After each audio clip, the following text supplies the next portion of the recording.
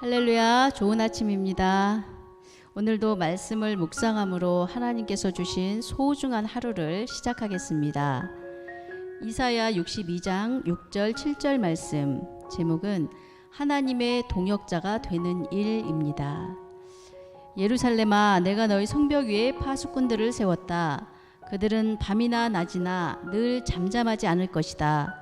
주께서 하신 약속을 늘 주께 상기시켜 드려야 할 너희는 가만히 있어서는 안 된다. 늘 상기시켜 드려야 한다. 주께서 예루살렘을 세우실 때까지 쉬시지 못하게 해야 한다. 또 예루살렘이 세상에서 칭송을 받게 하시기까지 주께서 쉬시지 못하게 해야 한다. 아멘. 오늘 말씀에서는 하나님께서 예루살렘 성벽 위에 파수꾼을 세웠다고 말씀을 하고 계십니다. 우리가 상식적으로 알고 있는 파수꾼의 역할은 주변을 잘 살피고 지켜서 적군이 침입을 하는 것이 발견이 되면 그것을 잘 방비할 수 있도록 상부에 보고하는 것입니다.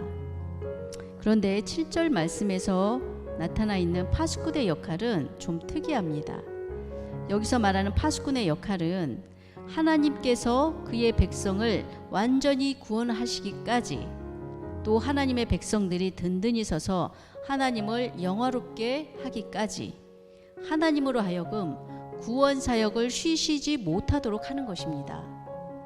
그리고 하나님의 그 목적을 이루어드리는 방법이 끊임없는 중보기도라고 말씀을 하고 있습니다. 구약시대에 이러한 파수꾼의 역할을 감당하여 끊임없이 중보기도를 한 사람들은 에스겔, 다니엘, 예레미야와 같은 선지자들이었습니다. 그렇다면 신약시대 그리고 지금 현 시대에 파수꾼의 역할을 감당하는 사람들은 누구일까요? 좁은 의미에서 생각해보면 교회의 지도자들이라고 볼 수 있습니다. 그러나 좀 더 넓은 의미에서 생각을 해보면 먼저 하나님의 구원의 은혜를 입은 모든 성도들이라고 할 수 있습니다. 하나님께서 자기 백성을 구원하시는 일은 전적으로 하나님의 주권에 속한 일입니다. 하지만 하나님은 먼저 구원받은 하나님의 백성들, 바로 우리의 중보기도를 통해서 하나님은 그 일을 이루고자 하십니다. 우리에게 중보기도 사명을 주신 것은 성도들을 하나님의 영광스러운 사역에 동참시키고자 하는 하나님의 특별한 계획이십니다. 우리가 중보기도를 하는 것은 바로 하나님의 일에 동역을 하는 것입니다. 죄인이었던 우리에게 구원의 은혜를 베풀어 주신 것도 너무나 감사한 일인데, 거룩하신 하나님의 일에 동참할 수 있는 그런 기회를 주신 것은 정말 특별한 은혜가 아닐 수 없습니다.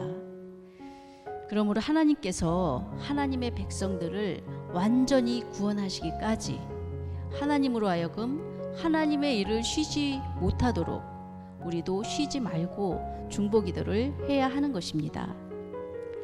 하나님의 자녀들이라면 늘 기도하시겠지만 오늘은 특별히 더 교회와 또 목회자들을 위해서 기도를 했으면 좋겠습니다.